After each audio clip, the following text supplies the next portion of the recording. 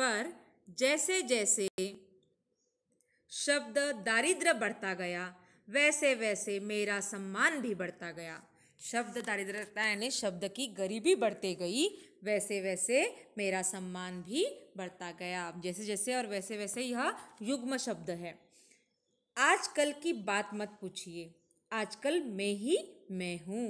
मेरे समान सम्मान वाला इस समय मेरे समाज में कदाचित विरला ही कोई ठहरेगा।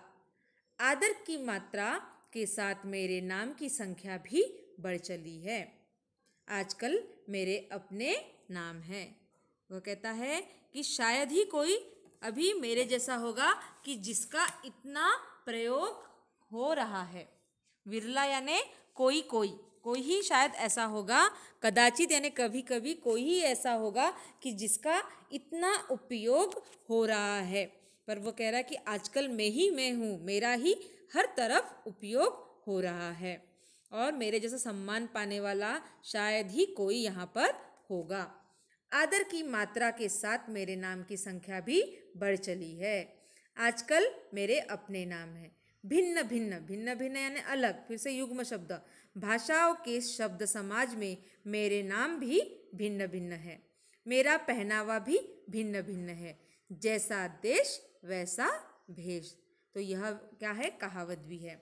बनाकर मैं सर्वत्र विचरता हूँ। सर्वत्र यानी सभी जगह, विचरना यानी घूमना।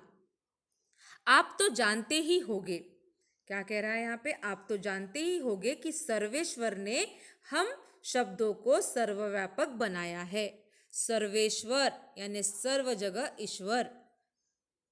सर्वेश्वर का अर्थ है सभी जगह ईश्वर। तो यह संधि विच्छेद वाला शब्द भी है, सर्वेश्वर।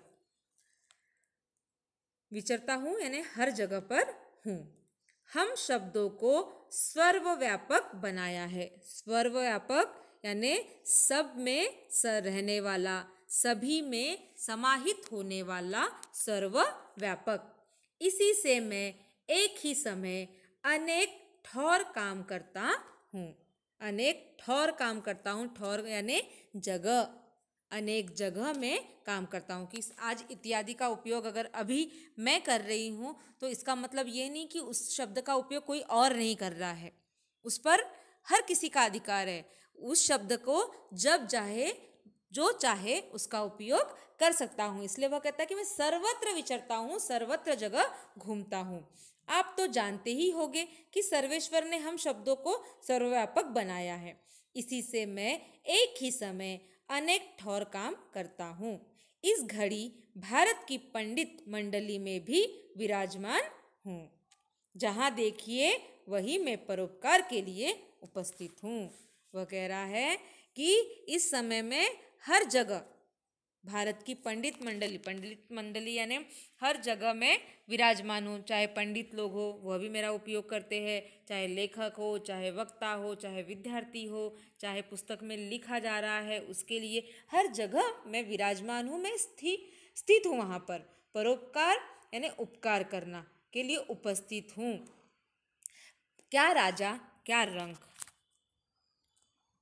क्या राजा क्या रंग, क्या पंडित क्या मूर्ख, किसी के घर जाने आने में मैं संकोच नहीं करता। चाहे राजा हो चाहे रंक, राजा यानी अमीर, रंक यानी गरीब, विरुद्धार्थी शब्द भी है। चाहे पंडित हो चाहे मूर्ख हो, किसी के घर आने जाने में मैं संकोच नहीं करता, यानी मुझे कोई हिचकिचाहट नहीं है, कोई मनाही नहीं है। अपनी मान हानि नहीं समझता कि मुझे बुलाया नहीं गया और मैं तो भी जा रहा हूँ। ऐसा भी मेरा कोई सम्मान की हानि नहीं हो रही है, कि कोई नुकसान नहीं हो रहा है। अन्य शब्दों में यह गुण नहीं, वे बुलाने पर भी कहीं जाने आने में गर्व करते हैं। बाकी शब्दों जैसा नहीं हूँ, उन्हें तो अभिमान आता है कि मेरा उपयोग हुआ है, इस शब्द का उपयोग है। पर इत्यादि कहता है कि मुझे कोई गर्व और अभिमान नहीं है। आदर चाहते हैं, जाने पर सम्मान का स्थान न पाने से रूठकर उठ भागते हैं। मुझ में यह बात नहीं है, इसी से मैं सबका प्यारा हूँ। परोपकार और दूसरों का मान रखना तो मानो मेरा कर्तव्य ही है। यह किए बिना मुझे एक पल भी चैन नहीं पड़ता। संसार में ऐसा कौन है जिसके अवसर पड़ने पर मैं काम नहीं आता। ऐसा कोई नहीं है संसार में कि जिसको अवसर पड़ने पर मैं उसके काम नहीं आता, ऐसा कोई भी नहीं है। निर्धन, गरीब, निर्धन यानी गरीब लोग जैसे भाड़े पर कपड़ा पहनकर बड़े बड़े समाजों में बड़ाई पाते हैं, बड़ाई पाना यानी सम्मान पाना, कोई उन्हें निर्धन नहीं समझता, वैसे ही मैं भी छोटे छोटे वक्ताओं और लेखकों की दरिद्रता झटपट दूर कर देता हूँ।